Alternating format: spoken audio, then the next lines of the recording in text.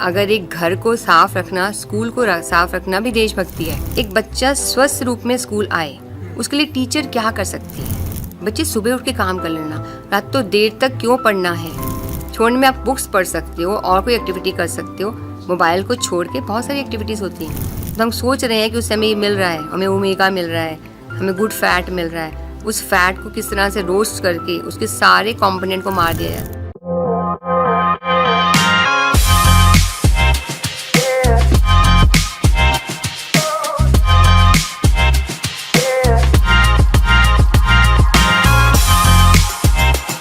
आपका एक बार फिर से स्वागत है स्वाभिमान के स्पेशल पॉडकास्ट में। मेरा नाम शिवम है और आज हमारे साथ हैं सरबजीत कौर मैम, जो कि स्पेशलाइज्ड हैं इन टीचिंग एंड हेल्थ। तो आज उनसे बात करेंगे और जानेंगे किस तरीके से अपने आप को, अपनी हेल्थ को अच्छा कर सकते हैं और टीचिंग में स्पेशली इन पंजाबी किस तरीके से आप और भी नई चीज़ें सीख सकते हैं। स्वागत है मैम आपका हमारे स्पेशल पॉडकास्ट में।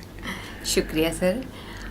मेरा नाम जैसे सर ने बताया है आपको सरबजीत कौर है और मैं दिल्ली गवर्नमेंट स्कूल में, government girls senior secondary school Tagore garden में टीचिंग कर रही हूँ अभी फ़िलहाल में।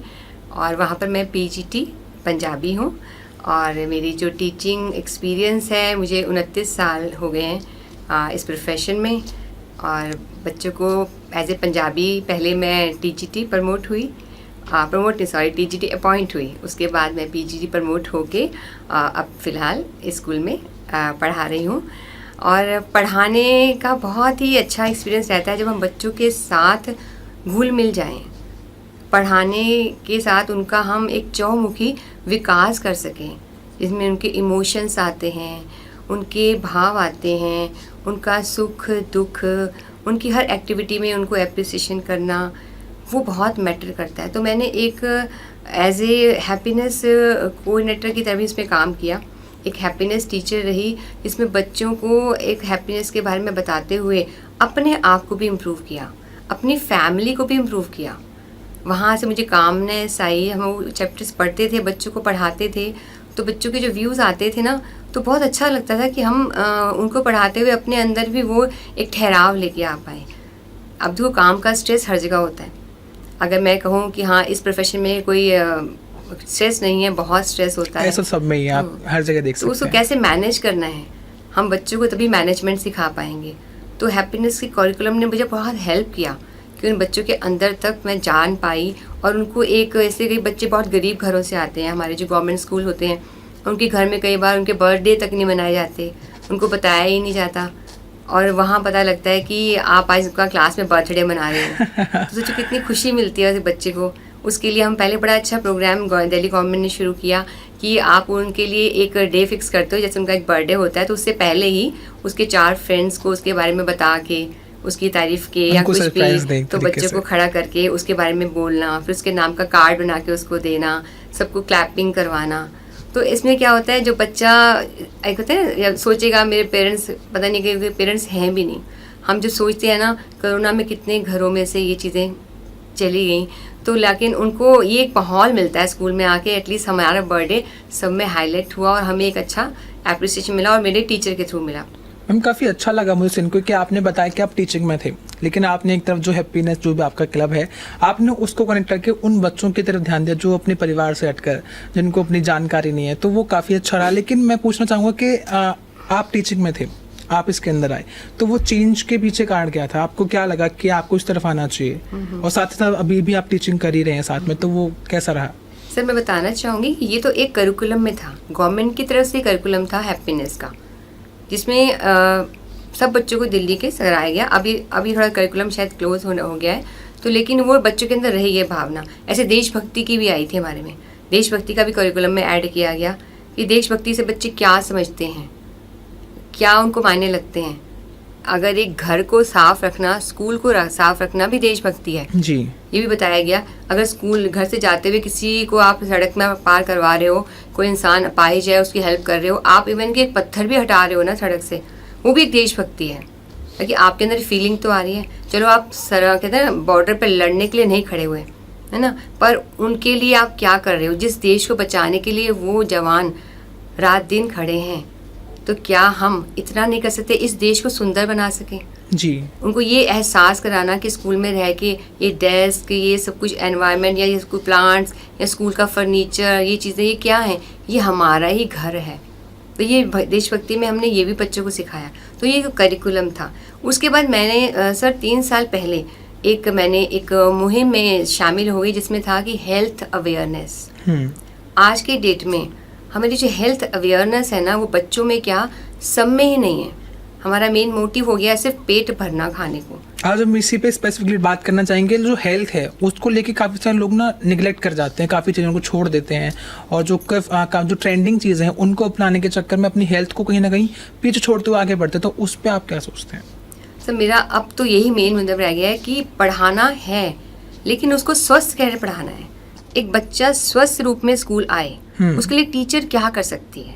एक टीचर, एक प्रोफेसर, एक मदर क्या कर सकती है बच्चे के इस विकास के लिए कि उसको कैसा खाना दे।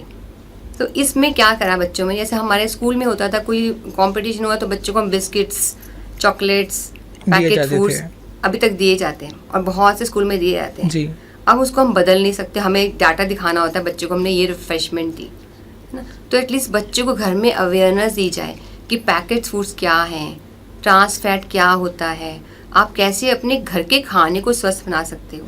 हम उसको चेंज भी तो कर सकते हैं स्कूल वाले को, जैसे बिस्किट्स हैं, चॉकलेट्स हैं, उससे कुछ और अच्छा हेल्दी लाइक फूड हो गया जो होम मेड फूड है, तो उसको आपने ट्राई किया कभी अप्लाई करने के लिए? सब इस मुहिम में लगी हुई हूँ मैं।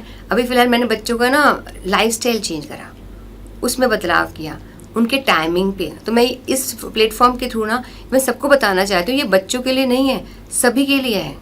अगर आप स्ट्रेस फ्री लाइफ लेनी है तो हमारा समय बांधना होगा। सोने का समय मैंने निश्चित किया।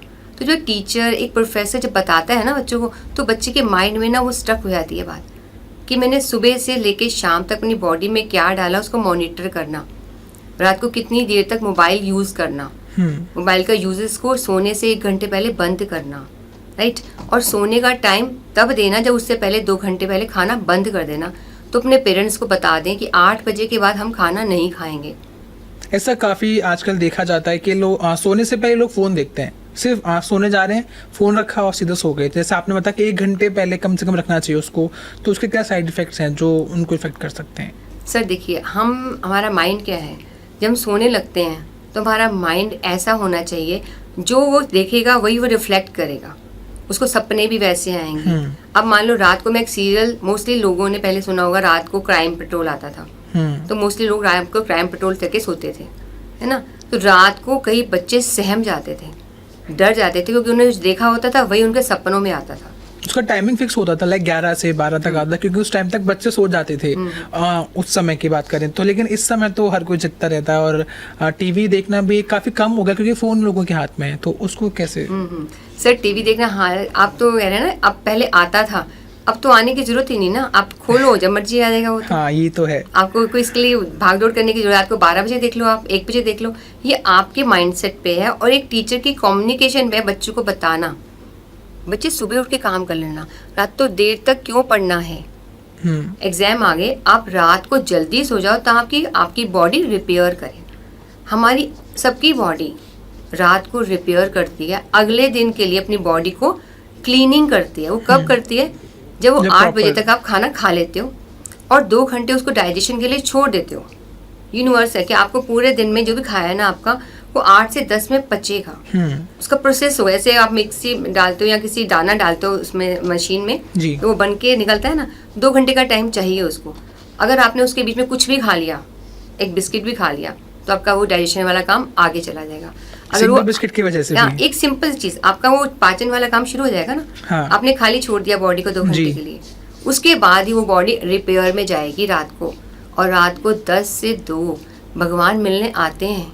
अच्छा। आप विश्वास कीजिए आते हैं, पर उससे पहले हम क्या करें, हम अच्छा पौष्टिक आहार 8 बजे तक खा लें और 8 से 10 में उसको छोड़ दें।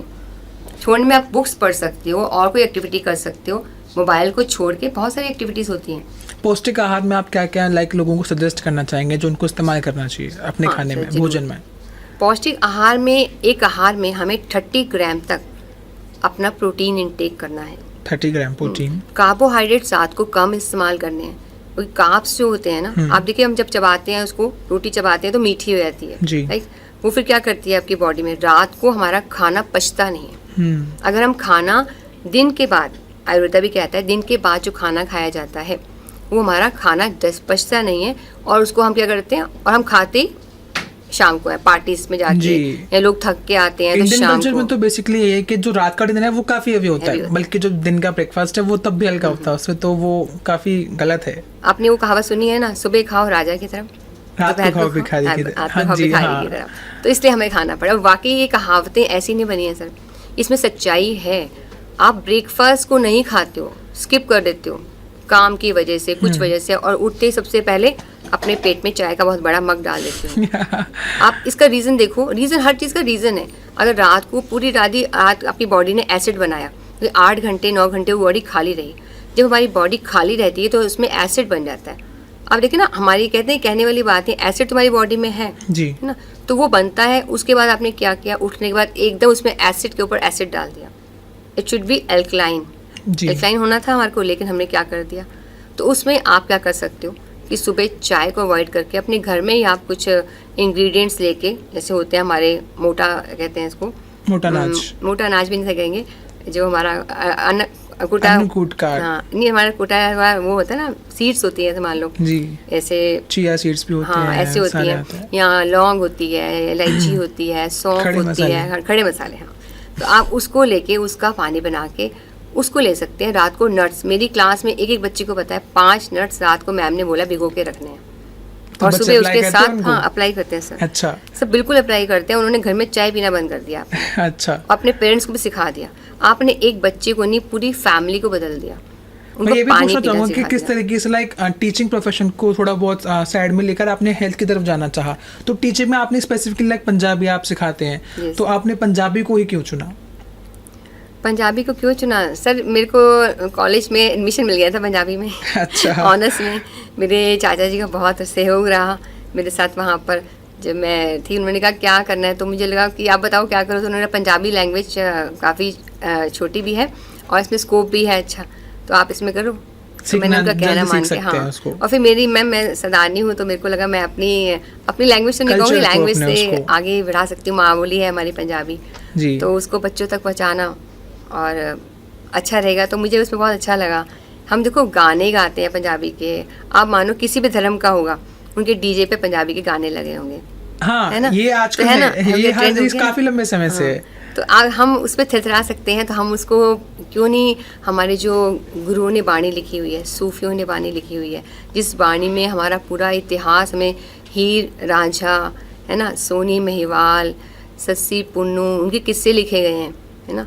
इतनी प्यारी लैंग्वेज थी। पहले ज़माने में ये टीवी रेडियो ये चीज़ें नहीं होती थी सर, तो ना लोग गांव में क्या करते थे, किसान लोग फ्री होके बैठते थे, तो वो बैठ के एक जो उनमें से मुखी होता था वो हीर रांझा की कहानी को इस तरह बयान करता था गाते हुए कि आप सोचें उनकी आंखों में से आंसू आ जाते थे, वो पीड़ा हीर की बताते हुए। तो कि उनमें हाशम ने ये कविता लिखी थी, जो कवि थे वारिस शाह ने लिखी थी, वारिस शाह ने हीर लिखी थी। हीर उस वक्त बहुत मानी हुई हमारी एक किस्सा काव था, जिसमें कि लोग रो पड़ते थे सुन के, तो इस भाषा में बोला जाता था। तो अब तो वो चीज़ें हमारी रही ही नहीं कल्चर में। आप चाहते हैं कि अभी ये वापस आए, क्योंकि उस समय की जो कहानियां थी वो ज़्यादा इफेक्टिव थी, लोगों को काफ़ी मोटिवेट करती थी, लेकिन जो आजकल है वो उसमें थोड़ा अलग दिखता है लोगों को और काफ़ी फेक भी दिखती हैं, तो उसको क्या सोचते हैं आप उसके बारे में? हाँ सर, अब ये हो गया, अब वो हीर तो रह नहीं गए ना, वो रांझा रह गया है ना, तो वो प्यार नहीं रह गया, तो प्यार के मायने ही बदल दिए। पर हम कुछ हद तक इससे जुड़ सकते हैं जब अपने इतिहास को जानते हैं। मैं बच्चों को पढ़ाती हूँ ना इसके बारे में, तो बच्चों के मायने में कुछ जाता है, एक ये संस्कार जाते हैं कि देखो उस वक्त हीर ने कितने उसमें रहते हुए अपने माँ बाप के खिलाफ ना जाके शादी करी, है ना, और उनका मिलाप भी कैसे होता था, मिलते थे खाली, वो खाली बैठ के बातें करते थे। वो चूरी बना के लाती थी अपने घर से, रांझा चूरी खाता था, है ना, वो बच्चे कहते चूरी खाता था, उनको ये हंसी वाली बातें लगती हैं, लेकिन एक बार उनके माइंड में चीज़ जाती है कि उनमें पवित्रता थी, है ना। तो अगर कहते हैं ना 50 बच्चों मैंने पढ़ाया है किसी को, अगर एक बच्चे ने भी समझ लिया ना इस बात को, तो मेरा पढ़ाना सफल हो गया। टीचर्स का ये हमेशा देखा जाता है कि वो अगर एक को भी समझ आ रहा है तो अपने आप को सफल मानते हैं। एक रैपिड फायर करते हैं आपके साथ थोड़ा सा, और छोटे से क्वेश्चंस होंगे, आपको सिर्फ बताना है कि आप क्या पसंद करेंगे उसमें। लाइक यू फेवरेट प्रोफेशन क्या है, हेल्थ की तरफ या फिर टीचिंग? अब तो सर दोनों ही हो गए मेरे, तो टीचिंग से हेल्थ की तरफ या हेल्थ से टीचिंग की तरफ कह सकते हैं आप। अगर बात करें फास्ट फूड और हेल्थ फूड में आप क्या सजेस्ट करेंगे? सर हेल्थ फूड ही करूँगी, मैं तो हेल्थ पे काम कर रही हूँ। नॉर्मल क्वेश्चन था ये फास्ट तो। फूड को भी हेल्दी बनाने पे काम कर रही हूँ। अच्छा, स्पोर्ट्स और योगा? योगा। योगा वैसे मैं स्पोर्ट्स पहन रही हूँ, मैंने बैडमिंटन खेला है बहुत समय तक, और मैं एथलीट भी रही हूँ, मैंने रनिंग्स भी करी है, तो दोनों पैशन हैं।